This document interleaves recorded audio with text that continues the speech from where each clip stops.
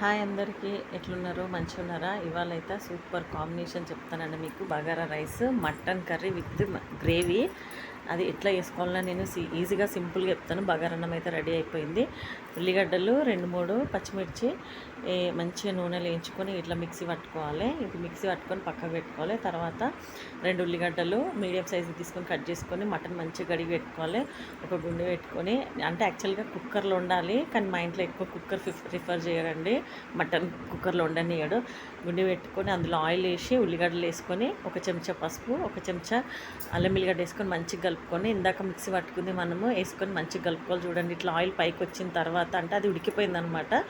కడిగి పెట్టుకున్న మటన్ వేసుకొని మంచిగా కలుపుకోవాలి. చూడండి, అది ఉడికిన ఆయిల్ పైనకి తేలితే మనకు ఉడికిందని అర్థమైపోతుంది. మంచిగా నూనెలో వేగిందని మటన్ వేసుకొని కలుపుకున్న తర్వాత ఉప్పు సరిపోయేంత ఉప్పు వేసుకొని కారం కూడా ఒక చెంచా వేస్తున్నాను.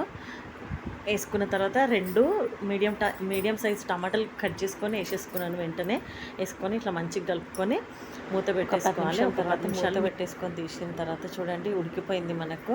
టమాటా మెత్తబడింది. అప్పుడు ఒకసారి మనం కలుపుకొని ఇందులో ఎసరు పోసుకోవాలండి. మటన్ ఉడకాలి కదా, మనకు సరిపడినంత మటన్ ముక్క ఉడకడానికి కావాల్సినంత ఎసరు వేసేసుకుంటే సరిపోతుంది.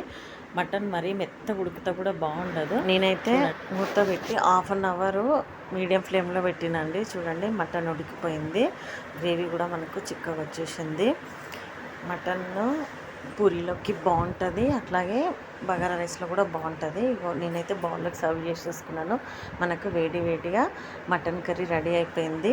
దీంట్లో కొద్దిగా గరం మసాలా అట్లాగే కొత్తిమీర కూడా వేసేసుకుంటున్నాను. చూడండి, ఇప్పుడు రైస్లోకి తీసుకుంటున్నాను. ఈ కాంబినేషన్ చాలా బాగుంటుంది, అందరికీ తెలుసు. ఒకసారి ట్రై చేయండి. నచ్చితే కనుక కామెంట్ చేయండి. Thanks for watching. మా ఛానల్ని సబ్స్క్రైబ్ చేసుకోండి.